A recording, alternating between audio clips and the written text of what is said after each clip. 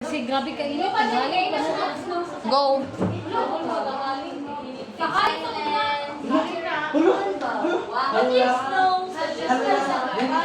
Hey Ryan, naka-record na pa.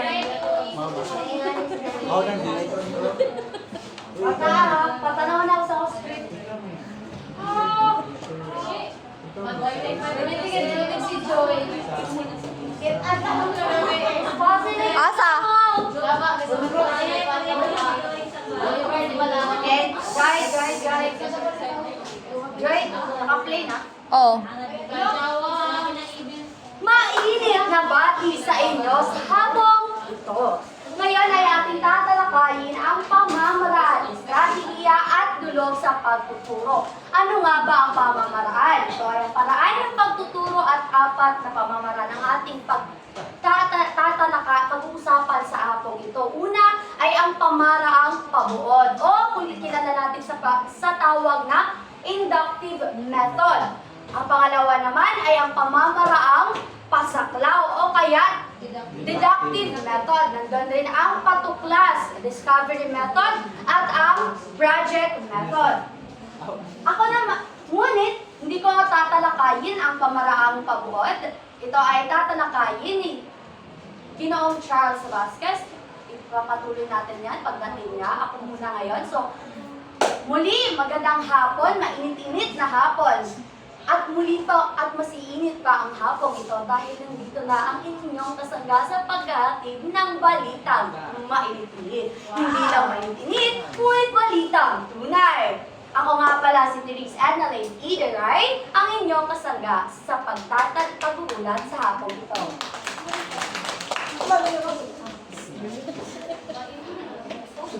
So ano nga ba ang pamaraang pasaklaw o tinatawag nating deductive method? So ang pamaraang pasaklaw ay kasalungat sa tinatawag nating pabuod.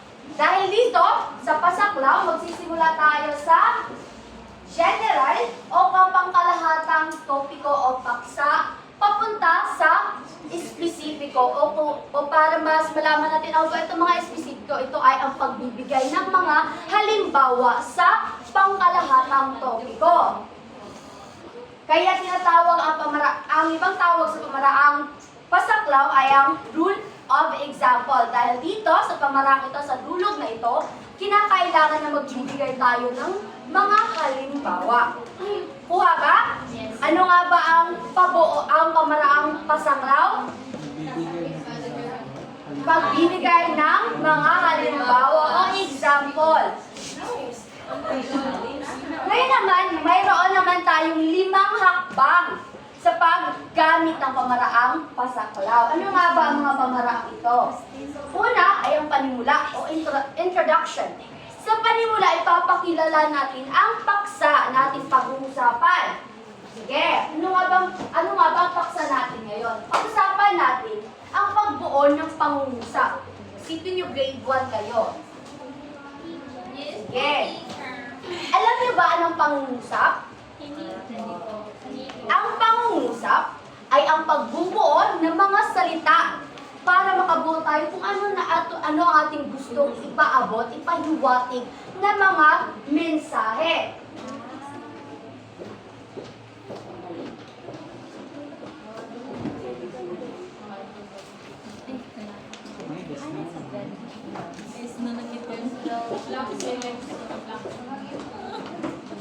Sa susunod naman na hakbang ay ang pagbibigay ng tuntunin o patuturan. Dito ay ang sabihin natin ano ba ang rules na meron? Ano ba ang mga kailangan nating alamin sa pagbubuo ng pangungusap?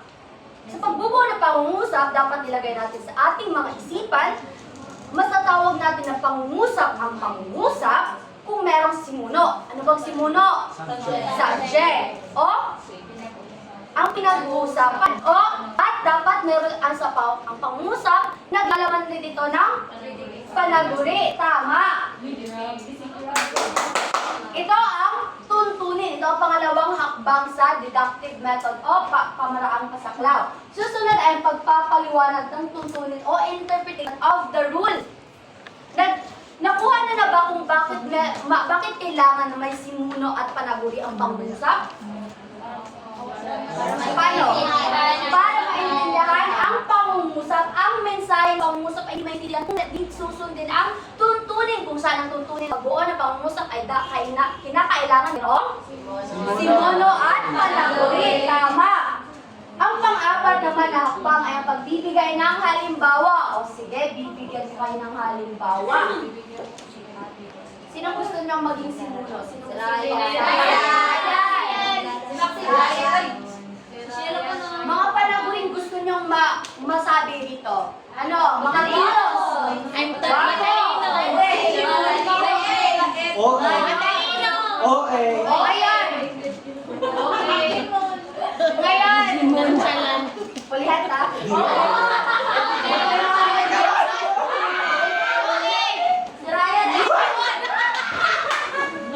Ngayon, paano natin gagawin pangungusap ito? Paano natin? Sige, mag-volunteer. Sige, Jana, punta ka dito sa harap. Sulat mo. Kung paano.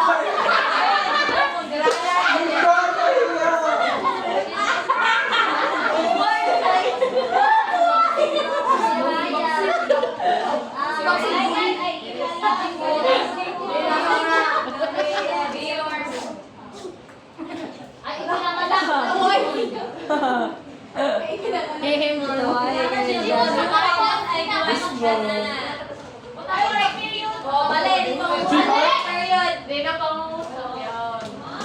Sa tingin nyo, tama ba ang ginawa ni Jana?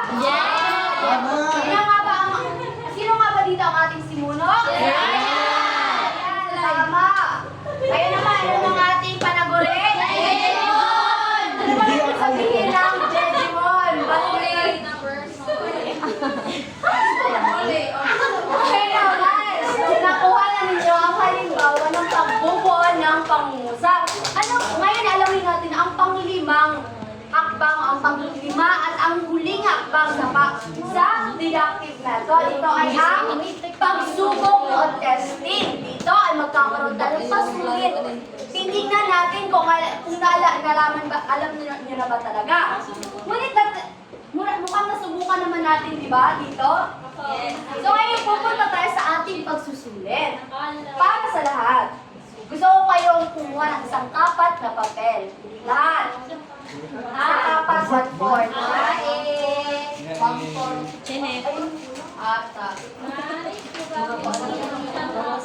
Isang kapat na papel.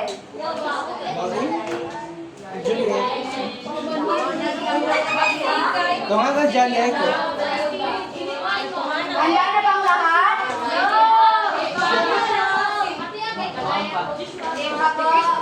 Master, ibilisan nyo naman.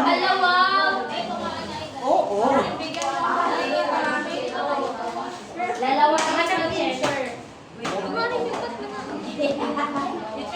Ang Ryan. Ulit, ano nga ba ang tumarang kasanglaw? Bibigyan for Halimbawa. Wala sa pangkalahatan, papunta lang ha, halimbawa. Ano ba yung mga hakbang? Panimula. Tutunin. Pagpapaliwanag ng tuntunin. Ano pa? Bibigyan ng halimbawa. Ngayon, sa oras sa anong ginagawa nating hakbang? Pagsubok. Tama. Okay, handa na ba ang lahat? May mga papel na ba? Sulat ang inyong mga pangalan, pati ang petsa ngayon. Saka, Kaya Doya, magka. Yup. Ilawayan ko. Yup. Gano'n yan. handa na ba? Wala pa. Magigitan na eh. So, ang gagawin ninyo ay i-unjumble ang pangungusap at tukuyin ang sinuno at panaguri ang usap.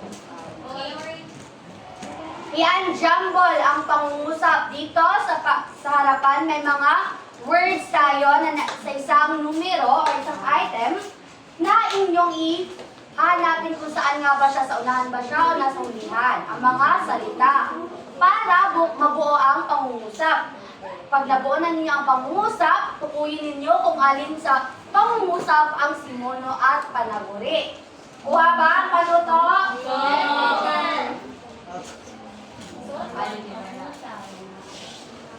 Bata, kawalan. Bata. Bata, party. Saan naglalaro? Saan naglalaro? Ang buhay Sige na, pwede na kayo magsimula.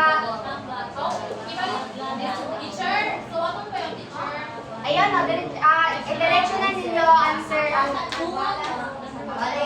Teacher, parang ganyan lang. i-assemble niyo, assemble. Naka-jumble ni siya, naka-jumble, i-jumble niyo. Tukuyin niyo ng tamang pangungusap. After, tukuyin niyo ang sumuno, i-underline, lagyan ng S at P. Okay. Ang kapitalan.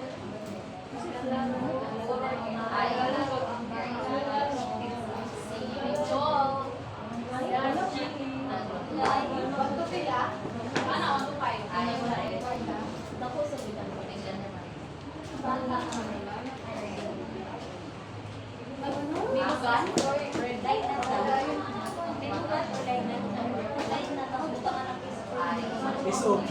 Statement of the problem.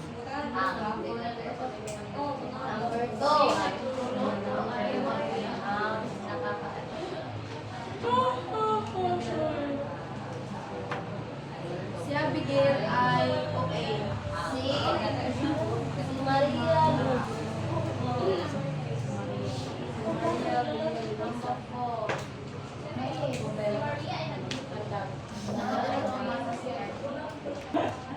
As tumatakbo ay Isaac.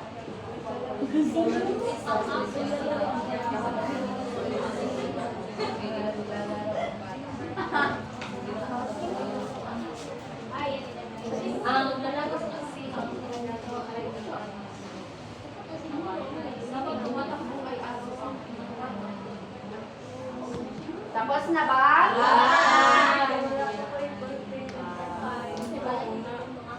Mana. Maria man. Si Maria.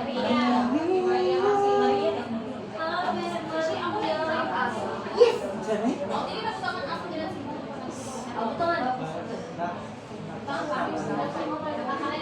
Tapos sa mga...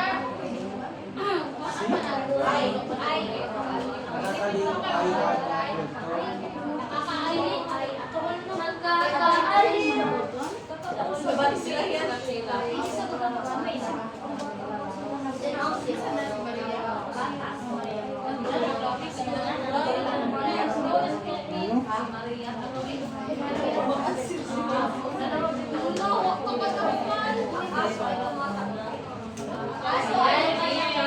Tapos na ba? Tapos na po.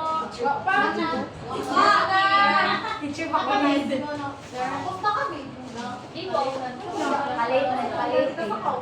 Ay, ganun healthy ko. Ako pa na lang yung kaya mati ka mo.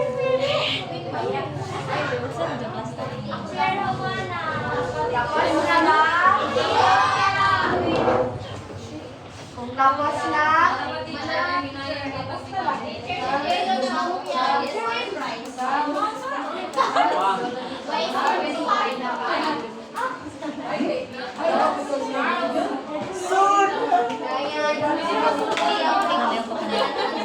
Tapos na,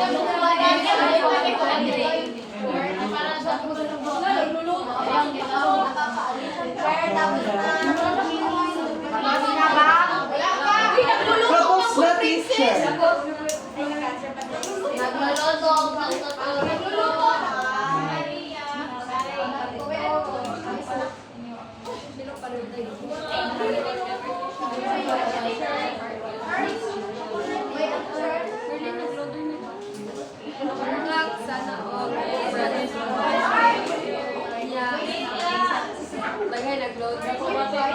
Okay, magbawas na natin ang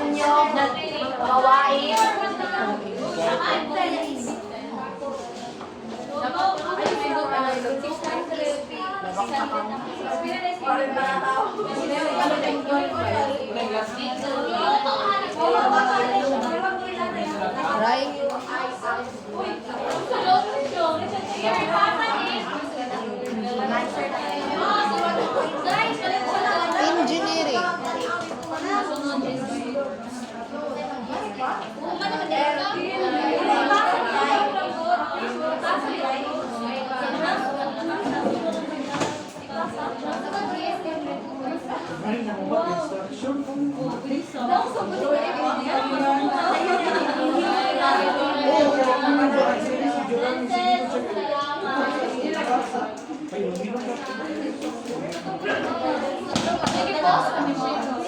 Okay, makipagpalit na ng papel sa inyong katabi.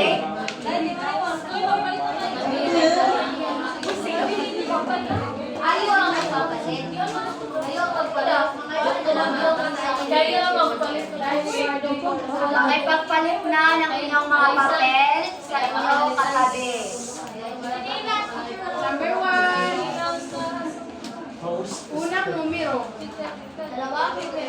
Sa letrang B, balloon. Sa unang kasagutan, sinong gustong sumagot? Ryan, halika.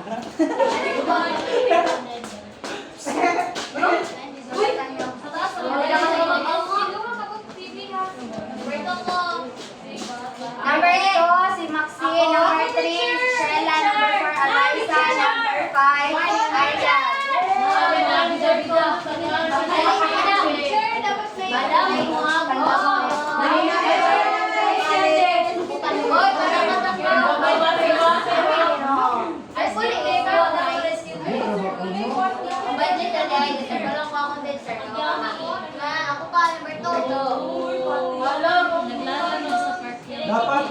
Dapat ulit yung agi. Teacher, oh, maot yung agi, teacher.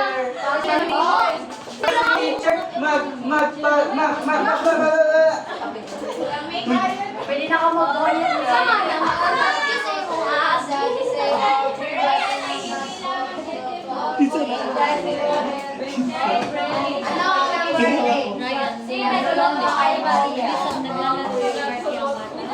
Di kay dako magudang yan. Mga second year na. Ang Sa birthday. naglalaro ang bata sa Okay. Kuan man, i-identify man ng kay kibalit pa. Unsa may gidescribe mo na nag-worry ito ng card. May grabe na na yun.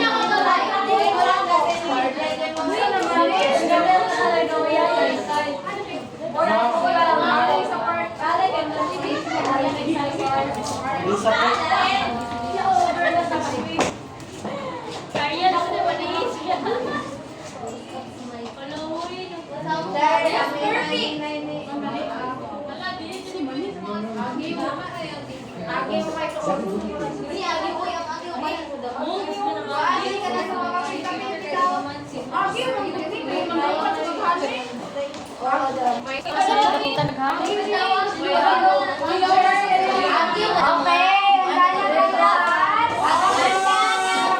Okay. 3 points ito sa bawat item. Yes. Hala! Points. Tama ka, Mama. Tama! Ayos na pangusap. Tama. Asa na si Mono? May tama ako? Ang lalaki.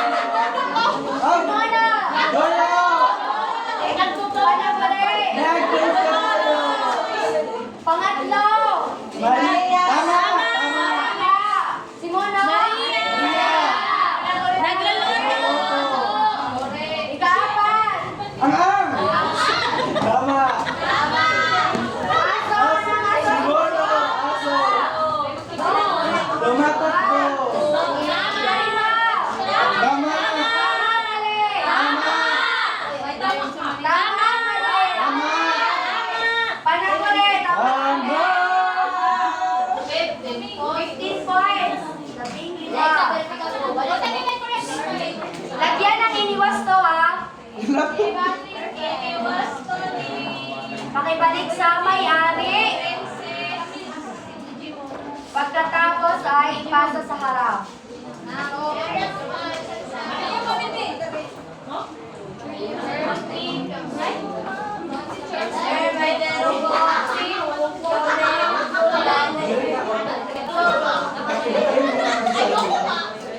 Ano ka kabachi? Ano ka baka? Ibigay ang inyong teacher sa mga perfect po. Dami na by prize. Ang oras natin ay 1:56. All teacher! Alaya! Sa mga naka-perfect ka, may libre na Of course, teacher!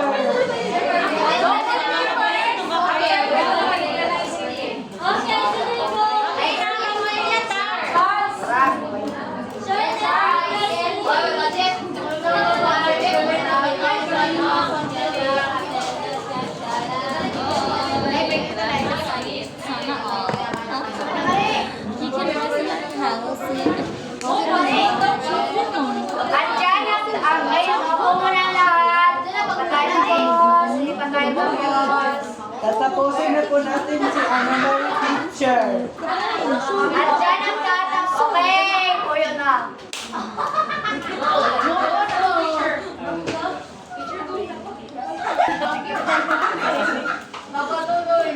Okay, andyan nagtatapos ang ating pagtatalakay sa araw na ito.